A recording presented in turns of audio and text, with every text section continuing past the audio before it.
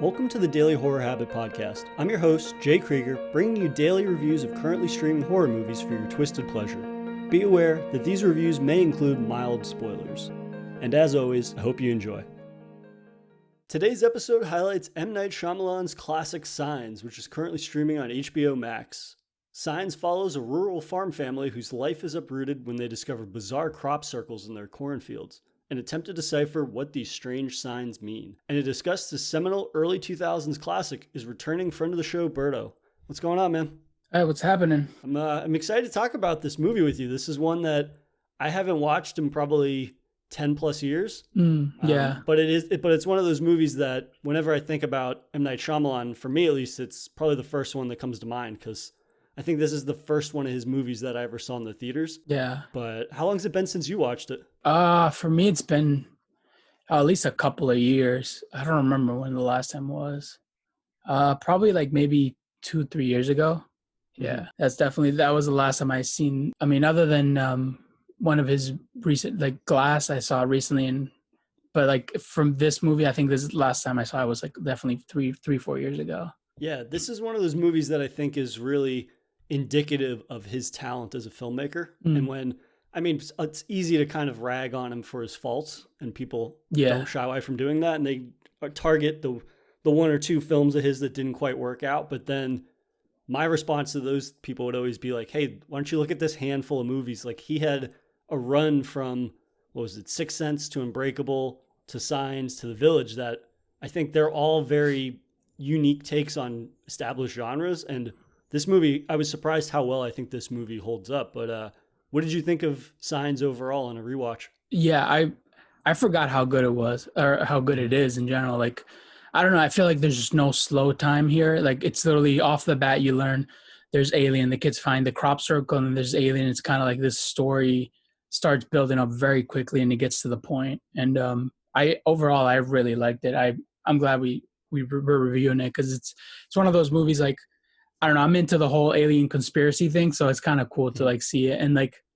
even in 2001, there were kind of like already, I guess, this knowledge of aliens and what would happen if they come to Earth kind of thing was already around. So it's very interesting to see his take on alien movie. Yeah, this is definitely one of those movies that it really utilizes the pacing in a way that I feel for a movie that's, I think this is like 100 minutes, 105 minutes or so, but it really does utilize its pacing really well in a way that, if my memory serves me correctly, not a lot of early 2000 movies did as well. Like, there is no real slow time or downtime in this, and it does get right into things without kind of revealing everything at once. Whereas, I mean, we have the crop circles, obviously, but then in the next 5 minutes or so, it's not like there's an alien invasion. He kind of, the way that he paces the movie is really great in that he grabs your attention, but then he never really lets the focus shift from the family. Like, first and foremost, the focus is the family, and he does a lot of legwork in establishing them as the focus of the film, and I think it's stronger for that. But it's really easy for me to think about Signs in terms of like, oh, it's a sci-fi movie, it's a horror movie, it's a drama, it's a movie about a man finding his faith again, his family. But then I realized that I've just described this movie by 4 different genres. Yeah. What to you, what do you classify this movie as in terms of genre? Like, what's the first thing that comes to mind for you? Sci-fi, I would say, but like, it's not really like spacey. So it's not like, it's also not horror. I don't know. That's a really good question. Maybe I should have thought of that before. I should have given some time to think about it. But like, I don't know. I would say probably sci-fi, maybe. I mean, I know it's nothing out of this world. Like, they're still on Earth, but I don't know. I think the fact that there is aliens coming from whatever space, it's like, for me, I would consider it sci-fi. Yeah, and I think that speaks to just how unique this movie is and how it's a quality that it has that, again, I think is a standout for that time period when the movie was released, in that it's such a smart hybrid of all those different things. Like, I think you can classify it as all those things that I'd mentioned, where it's a sci-fi movie, it's part horror, it's part thriller, it's part drama, it's part introspection into this character kind of like refinding his faith and all of these different things. And I can't think of many sci-fi movies, to put a blanket description on this movie. I can't think of a lot of movies similar to this that blend all those things together. Like it kind of reminds me of quality that Steven Spielberg movies have, like the classic ones where like if you think about Jaws or E.T., so that's a horror movie, that's a sci-fi movie, but then it draws in a lot of those different genre qualities where it's a drama to family drama. It's Jaws to some extent is like a political drama where they're dealing with like the town folk and people not listening to reason and all of these things that you almost forget what genre the movie is for a moment. Right. In that it kind of just swaps them out in a way that, again, the pacing is so phenomenal because he really does know how to plot out the beats to the story to match those different genre things. Like I would even go so far as to say this is part comedy. Yeah. And that kind of leads me into my next question for you is, do you remember this movie being as funny as it is? Because I thought this movie was absolutely hilarious and I did not remember it being that way all those years ago when I saw it. Yeah, it definitely has like great sense of humor with like Bo and her little like complain about the water tasting different. It's just like those little moments of, like that's like little kids notice that like things like that, like the water taste difference. Like, well, for people who drink water, they know all water doesn't taste the same. It's like little things like that, or even like when they're getting interviewed when they call the cops, there's like oh, there's this new like athlete, like these like Olympic athletes that are running like in jump highs the house or something like that, and it's like little like moments of humor like that I don't remember it being that funny, but it actually I caught myself like giggling at times, even when they pull up to the house with the walkie-talkie and they're like, you figure like they realize like, oh, there's like some kind of like they're picking up a signal and they all get on top of the car trying to like follow the signal. I thought that was pretty funny. It's like, but like throughout the like from what I remember it just being scary, not having this sense of humor that actually really helps balance the seriousness between the family, the story of the family, the aliens, and like things that are going on happening at the same time. Yeah, and M. Night Shyamalan has kind of this like goofy sensibility to things and approach, and it definitely comes across in all the not only just like what the characters are saying and doing, but but specific characters' performances. Like at the very beginning of the movie, when the movie begins with the kids screaming out in the cornfield, and Mel Gibson and Joaquin Phoenix's characters have to run out to go find them. Mel Gibson like turns the little boy's face to face him to speak to him and just like turning his chin. And then in the next second, he's like, what are you looking at? And then the boy takes Mel Gibson's chin and turns it in the direction to show him the crop circle. Like just little goofy moments like that, I think are really funny. And it kind of just, again, it makes you forget almost what genre of movie you're watching. Yeah. And I mean, no example of that is stronger than when they think that the brothers, the like Bumpkin Town brothers that cause mischief are like running around on the roofs of their house and messing with them. And so they make up a plan to like run outside and start screaming and shouting to draw them out. And Mel Gibson obviously is a former reverend, so he doesn't want to swear or anything. And so he's like running around the side of the building and he's like, I'm insane with anger and all these different things where it's goofy to hear him say that. But in that next moment, when you hear one of the aliens on the roof and Joaquin Phoenix is like, I don't think that's the brothers, like that humor and that silliness kind of it makes you not prepared for the scare or the creepy moment that's coming. Right. If anything, I think it serves a purpose. It doesn't feel, for the majority of the film, it doesn't feel just random.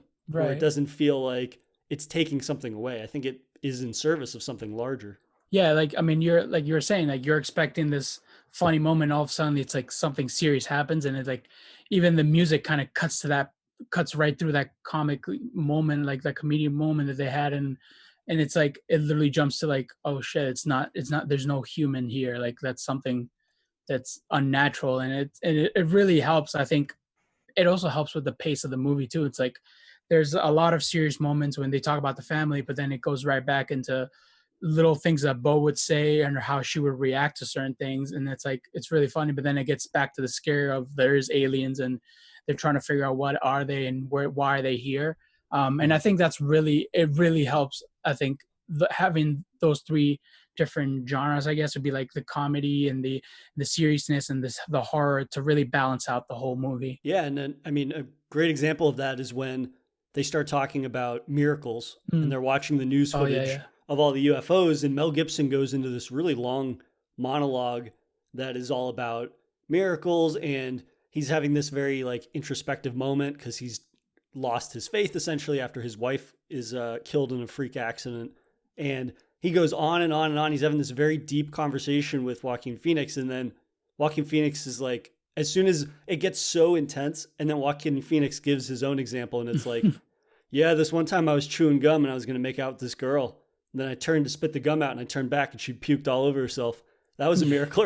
Otherwise she would have puked all over me. Like, that is such a humorous response to this very personal and introspective moment. Yeah. And then you're not expecting his character to have this very like funny response to that. And I feel like it never allows the movie to be overtly kind of just dour. And those moments that are super serious, I think they're so well paced out throughout, with whether it's a scare or it's humor, that it really never outstays its welcome. And it does aid the longevity of it. You can never say this goes on for too long, this is overbearing. For the most part, all those different genres, I think it is really phenomenal at kind of just spreading out throughout the movie. Yeah.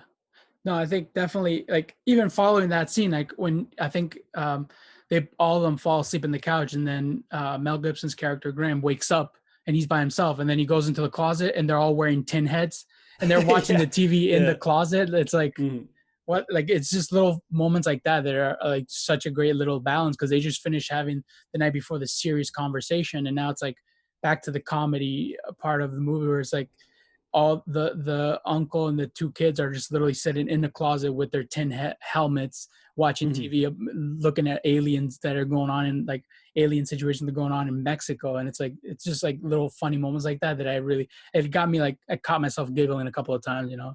It's just great balance to throw in there. And I mean, what makes that moment so funny too is not only just they're wearing tinfoil hats, but is there kind of like silly body movements where they all turn in unison to face him. Yeah. And it's just like, it's like when you turn on the light and you catch like your dog or your cat eating something they're not supposed to, they kind of just turn their head suddenly and look at you and don't respond. Yeah. But yeah, I mean, again, it's kind of like this M. Night Shyamalan sense of humor and his sensibilities, in terms of, it's not like in a laugh out loud, you're going to double over moment, but it is something that serves a purpose. So yeah, you're going to laugh at it, but then it might bleed into something else. So I'm almost like laughing, but then I'm sort of anxious because I know something is going to come that's going to kind of sneak up on me because I'm not expecting it after that laugh. Right. And something that I really appreciated on a rewatch was kind of the small scale portrayal of an alien invasion. You know, we usually get these kind of larger than life Michael Bay-esque portrayals of an invasion where buildings are getting destroyed and you're seeing entire towns being vaporized. What did you think of the small scale of the story and kind of just the portrayal of an invasion? I think I liked it. I liked the fact that it was like, I think it was one or two, but we only get to see one alien. And I kind of liked that. I feel it was, I don't know. I think, I don't know. It's just me being dumb about it, but I think it's more realistic, maybe, in a sense. It's like, no, I don't know. I totally agree with that. To me, I think it feels more realistic, unlike the fact they just send all these aliens into Earth and then just kind of start wiping things out. Like, I feel like, I don't know. To me, I like the fact that it's just an individual alien who is clearly way advanced than any human being in this Earth. And it's like, them alone, one alien alone could probably wipe out a family, to say, you know.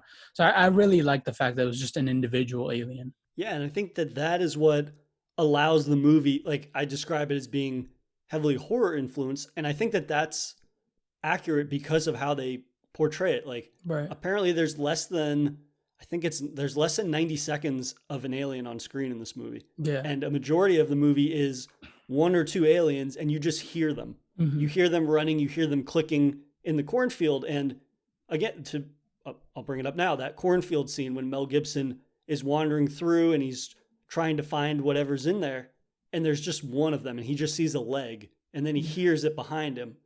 That scene is not possible if there's 15 or 20 aliens running around in the field. It becomes comical almost, whereas M. Night Shyamalan very much makes a horror scene, and it's reminiscent of, like, for lack of a better word, you could say something like a slasher where you're being chased by something in the dark. Yeah. His ability to kind of recreate the ominous nature of a scene like that in a sci-fi movie, I think, is what makes the movie that much creepier and memorable. Yeah, no, it definitely adds more to it. It's like, there's only, I don't know, the fact, like you were just saying, like there's only one alien, and if there was two or three, they could have just killed them right there. But I think the fact that it's one alien that comes down, and it seems like he's kind of like trying to figure out how the humans react.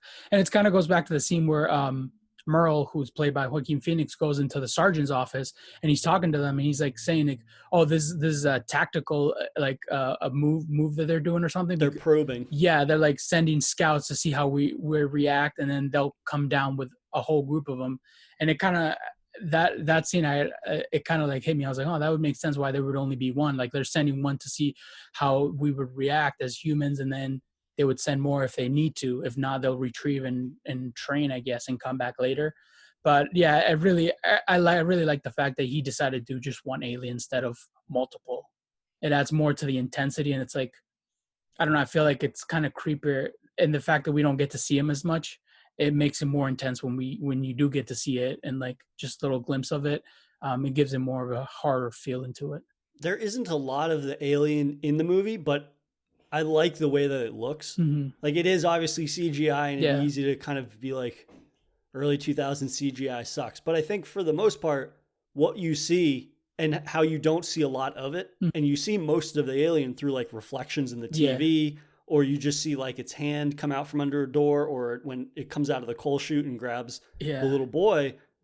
It's very sparingly used, and what you see, I think, is pretty strong. Yeah.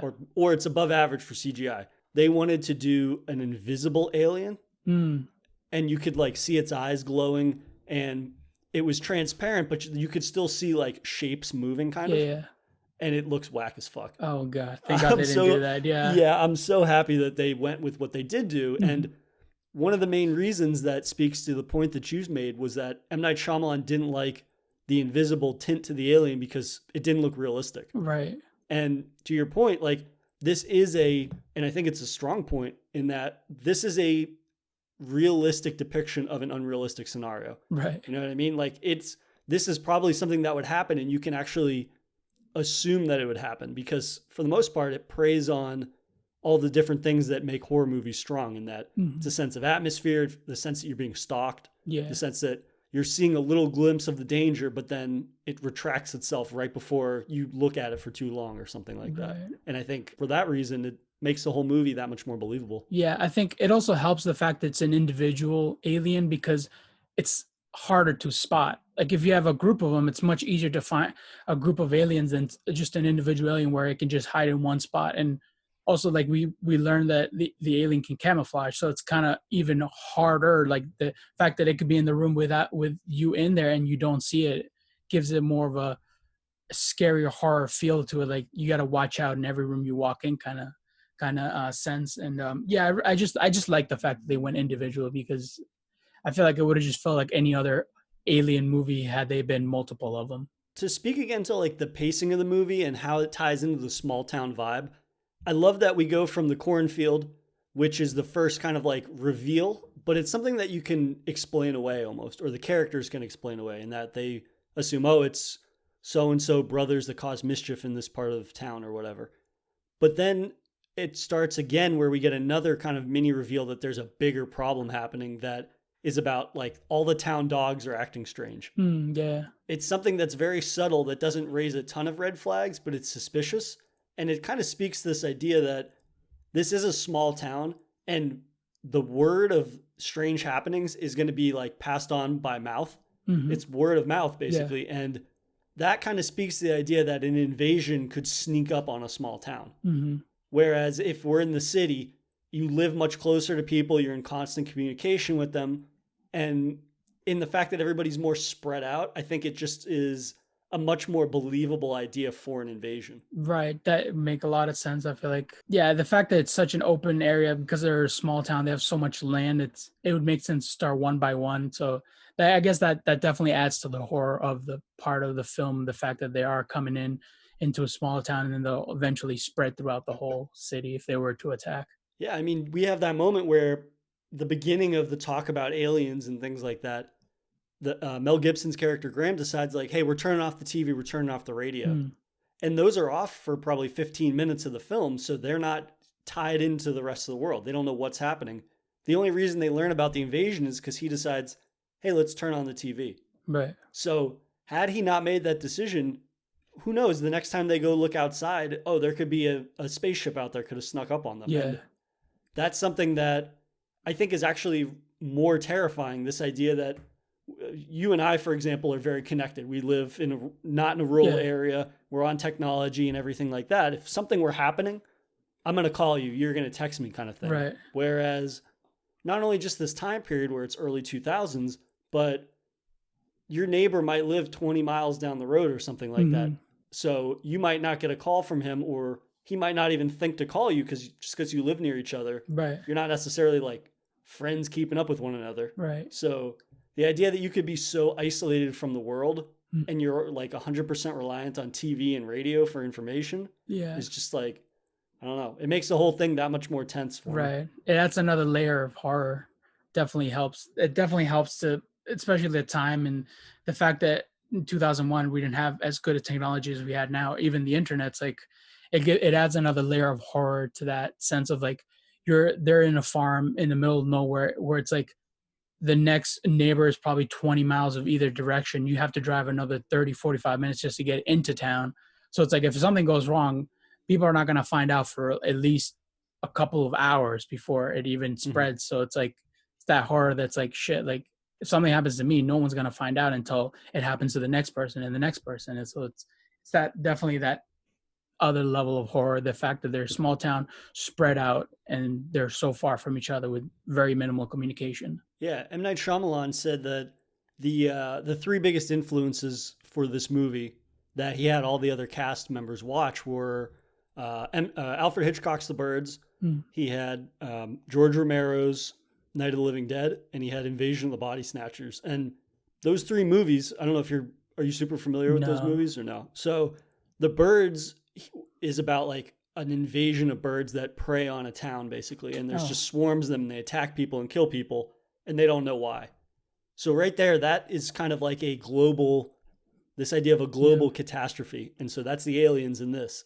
And then you have Night of the Living Dead, which is a zombie movie where they get trapped in their house. Right. Clearly the end of the film is all about that. Yeah. And then Invasion of the Body Snatchers is this kind of paranoia and this idea that it's all about fear basically, and how there's these pods that create clones of people. And while there's no clones in this, the like bumpkin paranoia that everybody in this small town has, especially when the little kids go to the bookshop and there's that crazy old man that's watching the TV and he's like, I know this is all being orchestrated by the soda company or some shit like that. And he's like, it's just this idea of people out in the sticks being very paranoid about not only the government, but like, I think he calls them city folks. Yeah. People from the city, that kind of thing. And I just, again, like, I love the small town vibe that is a town that's filled with all these weird characters. Yeah.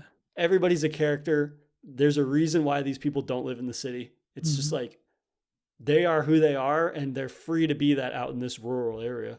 Yeah. Now that you mentioned like that, like it really, like the whole movie has a really good small town vibe in the sense of like when they do go into town and they see the guy that killed their mother and it's like and Morgan asks, is that him? Because they're all staring at him like eating the pizza, and Bo's like, I don't remember what Bo, I think she said it's like I think that's him, and she's like so small she doesn't even know, but she knows that something's like because Graham and Merle are staring at him. He's like, yeah, that's him. Merle says, and it's like everybody, it's such a small town that when something happens, something big, like someone dies, like everybody knows exactly who is who.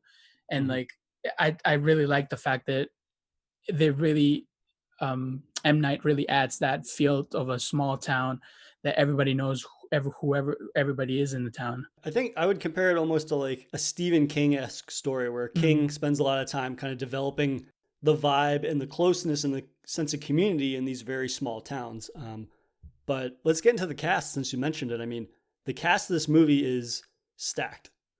We've got Mel Gibson before he kind of went crazy. We've got Joaquin Phoenix, Rory Culkin, and Abigail Breslin. And this is a relatively young cast, obviously, given that this is from 2002, I believe. But I mean, what did you think of the cast overall? I thought it was amazing. I thought it was a great group of people. Even Bo and the actress that plays Bo, she's so young and she did such an amazing. I think her role is so important in her funny sense of humor. Like she Mhm. just has such a funny sense of humor that it adds to the movie so much, even in the series moments.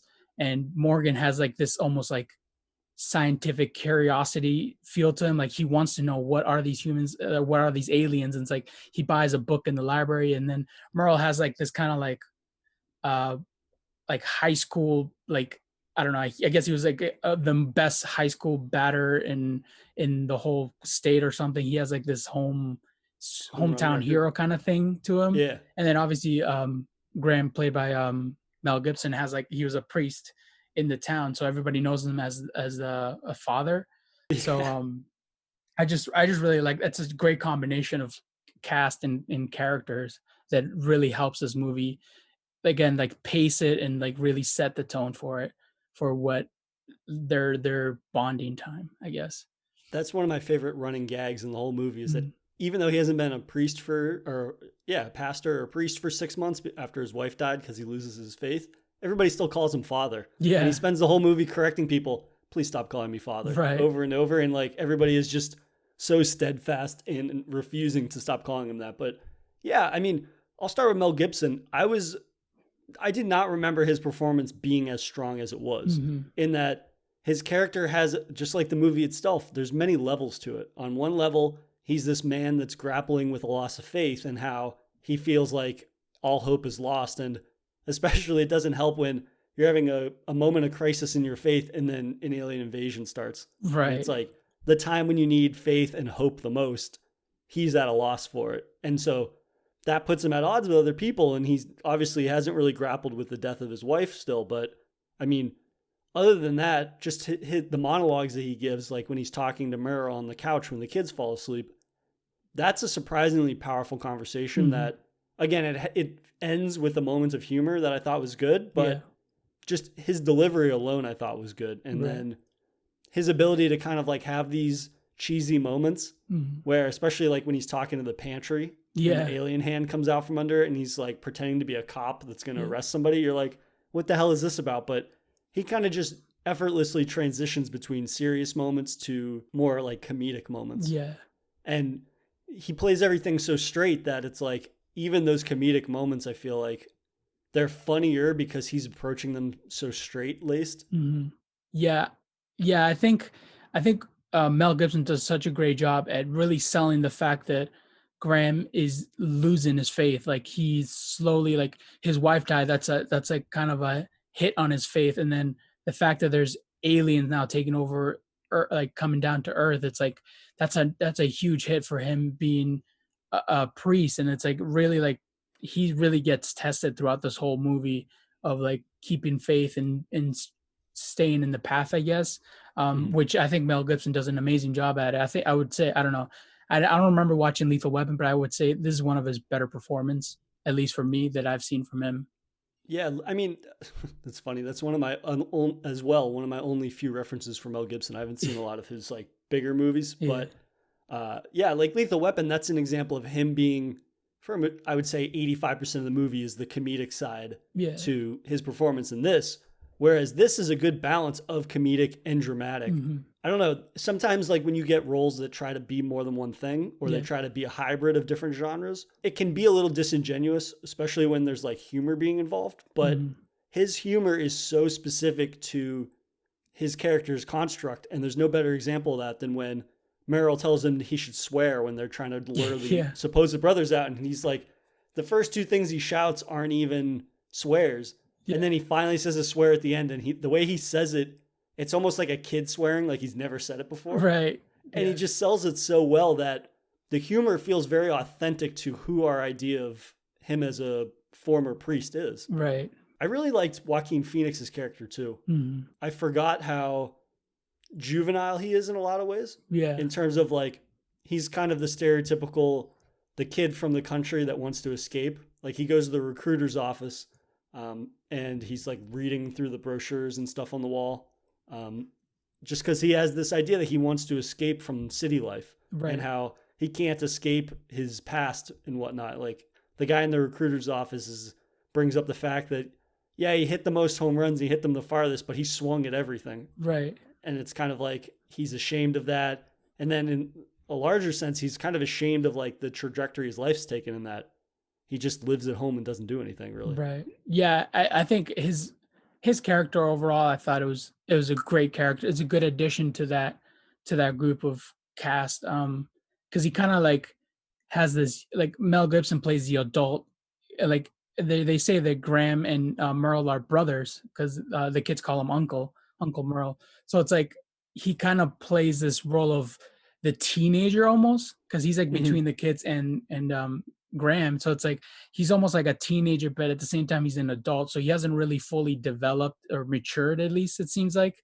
Yeah. But I think his addition to it and Joaquin Phoenix's performance is great. I thought it was really great. It really adds a lot of value to the scenes, that especially in the end when he's like, when they come in contact with the alien, he's like swing away, or Mel Gibson's character says swing away, and he kind of knows that he's like, oh, the bat's right there. And I think that scene really kind of like, it's like his character's developed to a maturity. I think near the end of that, it's like kind of he's more mature from the beginning of the movie. But yeah, I think his performance overall was amazing.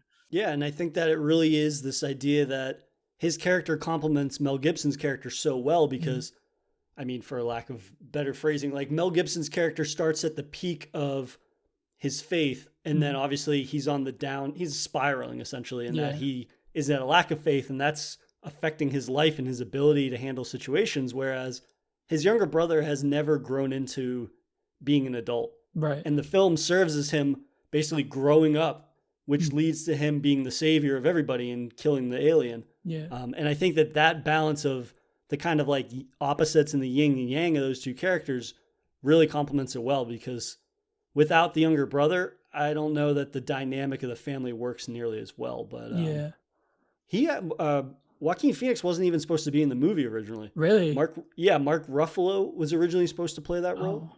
Wow. but he found out before they started filming that he had a brain tumor. Oh, And Jesus. so he had to, it ended up being benign, but he had to obviously get that taken care of, Right. which is something I never knew. It was very random. Yeah, that's interesting. It's a drastic life development. But Yeah. like you were saying, also, like the kids, I think are really great. Obviously, you've Mhm. got Morgan and Bo, and I really, again, this is an element that the film it deviates from just one specific genre, and that's kind of like their relationship together. It Yeah. feels authentic. It Yeah. feels like he's the older brother who has to take care of his little sister, and she's weird, and her weirdness kind of annoys him, but it's still Mhm. her older brother. He never freaks out about it or something like that. He kind of just accepts it when, especially with the Yeah. water, when she's like, the Yeah. water's contaminated for like the 15th time. And he's like, there's no, and he explains it so calmly. There's nothing Yeah. wrong with the water. Like, Right. I just love their relationship. Yeah. It's very cute. Yeah, I like the fact that like their relationship is so, like, you can tell it feels like they're brothers and sisters. Like even like when Bo kind of seems like Bo looks up to Morgan, like she like follows him around the house. I mean, obviously it's just the two of them, but like they play together and they follow around the house, and like they seem to do everything together. And it really feels like an authentic relationship. I don't know if that's, maybe they spend like the actors spend time together or something, but I really, they really sold that relationship between Bo and Morgan, feeling like they were actually family members. Yeah, I wish that was something that they'd talked about in the making of doc, because I was curious about that. In that, Yeah. how do you make two people that don't know each other emulate a relationship that seems that authentic? And Hmm. I wouldn't be surprised. I mean, Rory Culkin is from the Culkins, the Culkin Yeah. family, who obviously Macaulay Culkin was the boy in Home Alone. I wouldn't be surprised if him coming from such an extensive family, because I'm pretty sure he's one of 8 siblings. Yeah. He's probably a pretty good expert at through life of being an older brother to somebody Yeah. to some extent. So I don't know if that had anything to do with it, but that is a good point. Like their relationship came through as very believable and authentic, Hmm. almost to the degree that um, Graham and Merle aren't. You know Right. what I mean? Like I don't know if I necessarily can see the two of them as being brothers. I could see Hmm. them being related, but I don't know if they ever Yeah. showed a closeness as being younger brother and older brother. But in terms of like Morgan and Bo, like they definitely pick up the slack in just how authentic they are. Right. At least for me, Graham and Merle felt more of father-son relationship, if anything. Yeah. But I guess it also speaks to the maturity of Merle's too. So that's like that's the thing. But I don't know. It was very hard to wrap my head around the fact that Graham was the brother of Merle's, because there's also almost a age difference there. Like at least Mel Gibson looks a lot older than Merle's, and it's like, well, how old was the mother when she had Merle's? Because it's like he looks so young. He looks almost like a teenager in the movie. So, but yeah, that's definitely the fact that Morgan and Bo had such a great relationship. I really like that. That definitely helps to complement the family in general. Do you want to get into some favorite scenes? Yeah. Yeah, so I'll start. One of my favorite scenes is definitely the cornfield chase, when Mel Gibson goes into the cornfield to find out what was making noise out there. Yeah. And I love that it never shows you too much, right? And it never starts with him seeing something. It ends with him seeing something. And it's all about the sound effects, this kind of like clicking sound that's almost predator-like Yeah. from the creature while he's investigating the cornfield. And then he has that great moment where he drops the flashlight and then he picks it up and it's shining in the direction of the leg of one of the aliens that kind of just slips back into the cornfield. And then it has him getting chased through the cornfield, obviously. And again, like I said it earlier, that scene is so indicative of like any of my favorite horror movies. That it gives you a first person perspective almost of him running through the stalks of corn. Yeah. And then you even get that moment where the camera's running straight through the cornfield and then he deviates to like the right or something. Yeah. But the camera keeps moving forwards like Right. like you, the viewer, are losing track of him. Right. I just love that scene a lot. Yeah, that's a definitely a good scene. It kind of it really the fact that they did that with the camera, I think it helps you to add more intensity to the moment. Like he's being chased and it's like he's just trying to take this direction where there's no certain pattern, so the alien won't pick him up. You know, where is he gonna run? But for me, I think my favorite scene was when they first locked themselves in the house, and then you hear the aliens are coming, and they're like walking outside in the porch, and then obviously you hear the dog barking, and then it's kind of like it seems like the dog they kill the dog. You hear it crying because it's getting killed, and I thought that was probably one of my favorite scenes because it really adds to the intensity of being the sense of being hunted. Like you're like inside the house, you trapped yourself in there, you locked all the windows and doors, but they also forgot about the attic. And it's like you can hear them jumping through the roof and like walking on the porch, and like then you start hearing the doorknob starts moving. And then like my favorite part was when they're dragging the kids to the basement and Morgan is looking at the door and you see the hand come out of under it. Yeah, I thought that was such a great scene. It really adds to the horror part of the movie, and it kind of like Morgan's like, holy shit, they're real. Like that's the first time they've ever encountered, at least the kids have. And I think I really like that scene. That was definitely for me a favorite one.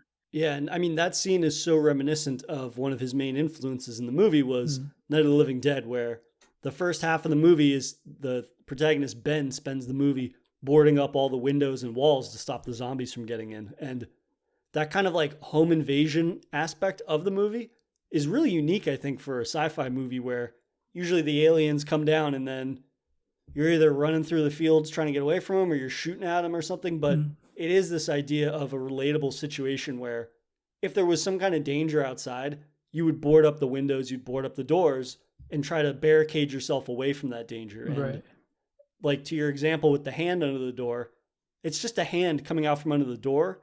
But again, we've seen so little of the monster throughout the entire movie that it's that creepier. It's that much scarier. And I mean, that's also what makes that pantry scene so scary. That's true. Yeah. When he hears something and that you just see the hand and the claw come out suddenly, but there's only like 2 seconds of the claw and then it's gone again. And that kind of just restraint and not showing too much, I think is really fantastic. So another scene that I think is really, really iconic from this movie, and this movie has a couple, is the home video of the alien for the first time. Oh, yes. Yeah. Where they show the news footage. And that scene I think is really great because it further instills this idea that we are seeing what's happening in this small town that's isolated. But even in that isolation, we're given a portal essentially into what the rest of the world is seeing. And that's the TV. And no scene is more pivotal in capturing that worldwide terror than that home video scene where the little kids, I think they're in Brazil maybe, are at a birthday party and they're like running through the house and screaming. And then they go, he's behind the garage. And then you see the blur of Yeah. the alien move. And it's almost more terrifying to see Joaquin Phoenix's reaction to it and Yeah. how shocked he is than what you actually see, because I mean, it's just a gray blur of a shadow, but Mm. it's more about his reaction and how this just became real for everybody, or for him at least. Yeah. I feel like, yeah, you like throughout the movie, you get the sense of like, oh, it's just aliens. And I don't think Merle's at that point has seen it. Um, the alien and like physically seen a whole like alien because he's seen I think the shadows from the light and stuff when they were chasing around the house, but they haven't physically seen it. So you really get to see like, oh shit, like you said, this is real, like they're here. And like and he really sells that scene with the fact that he was freaked out, like holy shit, they're on Earth and they're walking around among us. And it's not just happening to us, it's all over the world. I think that was definitely one of my favorite scenes. Um and the fact that it's happening not just in the United States, it's literally in Southern Hemisphere. It's like it's just like such a good scene, at least for me. And like and the fact that he's so in shock that like you said, that I think that's what really sells that. Yeah, it's such a, I would say it's a very budget conscious way of instilling fear in a way that, I mean, again, it's a portal into what the rest of the world is seeing. And it's this idea that if it's happening here and it's happening there, it's probably happening everywhere. And Hmm. it's almost, again, it makes more sense why they feel they need to barricade themselves into their house, Yeah. in that nowhere is safe, essentially. Right. If we leave the house and go run off somewhere, it doesn't matter where we go because they're everywhere, apparently. Right. And that scene, it was cool. I learned that scene was filmed in one shot. It was one continuous take, Oh, which I thought was pretty cool, in that the lack of cuts kind of just makes it that much more in your face and abrupt. yeah. Almost like there's not a lot of quick editing or quick cuts. Obviously, you've got the CGI monster at the end Yeah. of it, but by that point, the scene is over. And I mean, you also get that kind of funny moment, again, talk about use of humor, is Joaquin Phoenix being like, "Vamonos, children, vamonos." Yeah. Like, Yeah. it's such a kind of like a gringo sense of humor, but M. Yeah. Night Shyamalan is very aware of what he's doing with that. Right. And again, I mean, it's a moment where you're capturing somebody that's out in the sticks, Mm. and it's like, yeah, I would assume the only word that somebody out in Yeah. the rural Pennsylvania knows in Spanish is vamonos. Like, Yeah. why wouldn't they?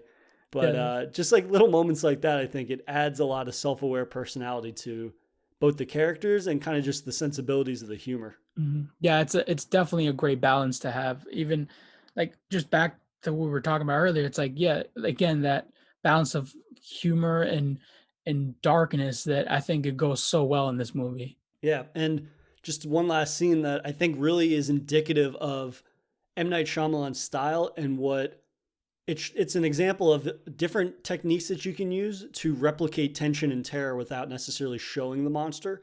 And that's when they're in the basement Oh and they're yeah. looking for that coal chute. Mm. And of course, for whatever reason, it's like a kind of a silly moment where they find the coal chute and the little boy is standing right in front of it Yeah. for whatever reason. Like, why would you be standing there? But Yeah. and then it shows like the camouflage because the alien's hand is sticking through the grate and grabs him. Mhm. But then we lose perspective of what's happening, and Yeah. we see like we're go to ground level basically, and we see where the flashlight lands, Mhm. and then it captures where Bo is standing, which is kind of shocking. It's a little Yeah. scary. It just Yeah. like jumps out. Oh shit, there's another kid standing there in the dark.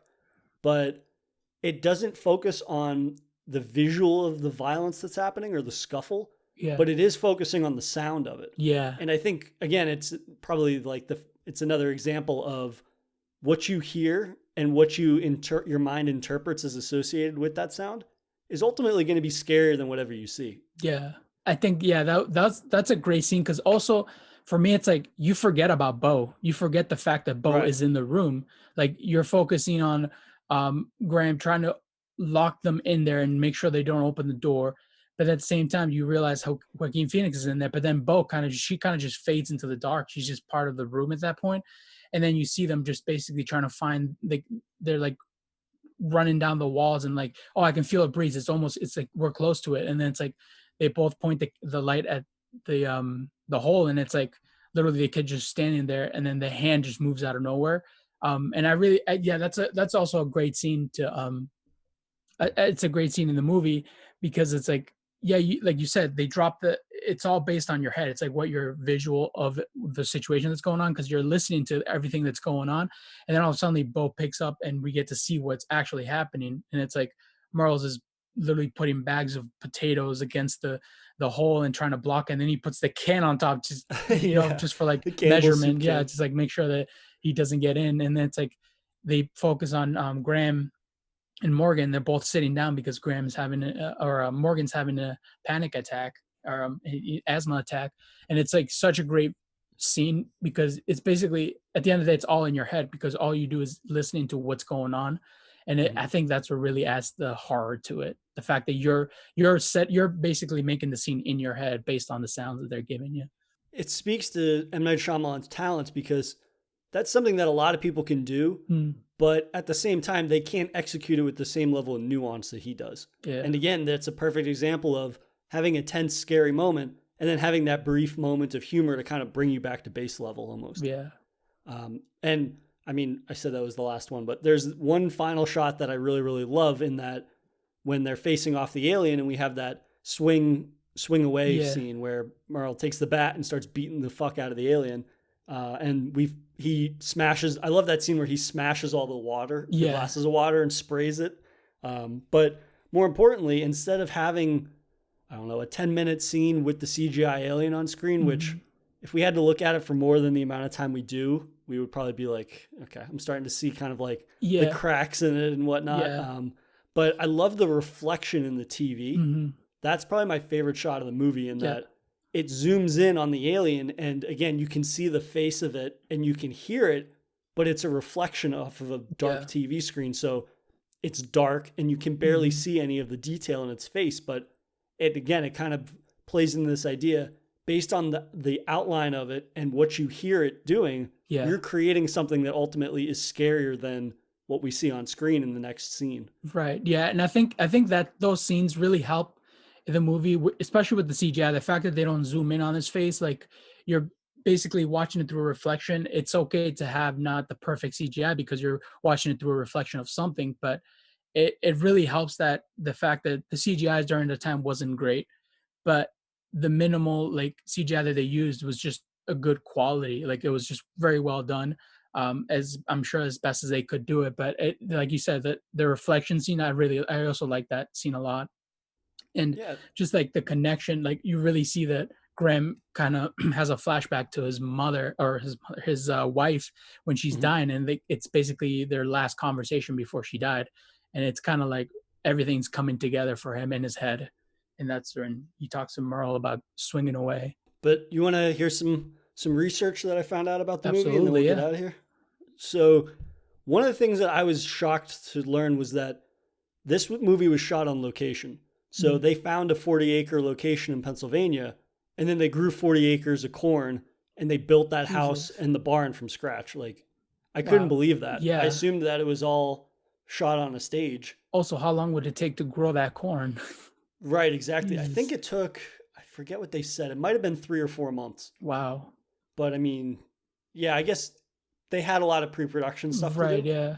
But, yeah, I mean, I couldn't believe that when I heard that. Damn, it was pretty remarkable. That's pretty awesome, yeah. The scene that they filmed where Graham's wife is dying is the first scene that they filmed. Oh, wow. And they wanted it to kind of, because M. Night Shyamalan said he'd never worked with Mel Gibson before, and he wanted to get kind of the heavy lifting scene out of the way first. Oh, that's awesome. Yeah. Yeah. So that was an extremely poignant scene as well, because I believe it was filmed the day after 9/11. Oh, yeah. Which, I mean, they had like a candlelight vigil on the set before they started filming. But so it was already kind of this very morose, dour, uncertain vibe just in everybody's real life. And so to begin with that scene, it's a different event, but you're matching the same types of emotions. I feel like you're capitalizing on those emotions, and then you're able to ease into the rest of the film, which is a little more lighthearted and comical. Yeah. Wow. Yeah. Plus, that was the goal that he had in making this movie more humorous, in that, like, if you remember Unbreakable, Unbreakable doesn't have a lot of laughs in it. No, not it's a pretty dark. It's a pretty dark film. So to make a film after that has some dark moments, but it's majority of the time is a blending of humor and drama, I think is really telling of the overall movie. The scene that M. Night Shyamalan has that monologue where he's talking about how he's wronged Graham and his family and he can't imagine all those things. Yeah. The night before, his grandfather had died. Oh, wow. So he was, there's some death surrounding this movie. Jesus. His grandfather had died, so he was in a kind of depressing frame of mind for that. And also, he didn't tell Mel Gibson that M. Night Shyamalan was going to be in the scene. Oh, wow. So his name wasn't on the scripts, and Mel Gibson's names weren't on the scripts because he didn't want other people to kind of find out who was in the movie, including himself, which I thought was interesting because you can kind of see it a little bit in Mel Gibson's face in that scene where he's acting very shocked and surprised. Yeah. And so that kind of just feeds into that and really helps sell the scene. It does, yeah. Wow. That's an intense scene. Yeah, that's a really intense scene. And it's an example of like some people don't particularly care for directors that insert themselves in their own movies, but I think that's a pretty strong scene. Yeah. I mean, it doesn't pull any punches in that. No, it definitely, I kind of enjoy having those little gems of someone who's producing director, like kind of add themselves in the movie as part of the movie. I think it's great, especially with his character. Like he's the one that killed the mother of these two kids and basically destroy this guy's faith based on that. Right. I think that's such an intense character to have and be a part of that, producing and directing and all that. I think it's great. Yeah, and his character doesn't have a massive arc, so it makes sense why you could put M. Night Shyamalan into that character. Like his character's not very complex, and he's supposed to just be some guy from the neighborhood. Yeah. Essentially. So to put yourself in a role like that doesn't have a ton of responsibility in steering the narrative, I think that's like the perfect type of role a director could have. Right.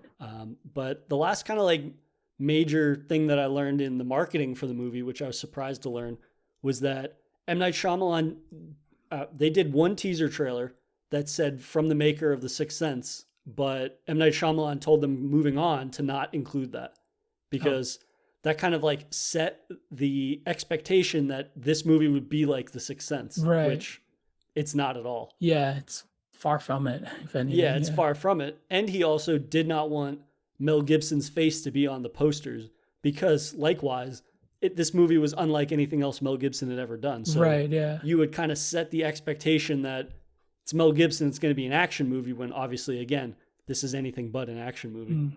Yeah, that's really interesting. He did that, yeah. I just thought it was interesting that for a director that people kind of enjoy bashing because of his failures, for him to handicap his like fourth or fifth movie like that after the major success that was The Sixth Sense, and to have one of the biggest stars of the late 90s and early 2000s, Mel Gibson, involved in not promoting it with these things, I think it's a real testament to just how successful the movie was. And obviously the movie itself ended up being fantastic. Yeah, no, definitely. But I was really happy that you picked Signs to talk about because it gave me an opportunity to revisit a movie that I haven't seen in probably a decade plus. And if anything, it makes me want to kind of return and watch some of his like older movies, but also some of his more recent ones that I think go under the radar a lot. That's true, yeah. But I appreciate you coming on and talking about Signs. Thanks for having me, man. No problem. And if anybody is wondering, Signs is still streaming on HBO Max. If you enjoyed this episode, please subscribe to Daily Horror Habit on your preferred streaming service and follow @Daily Horror Habit on Instagram and @Daily Horror Pod on Twitter.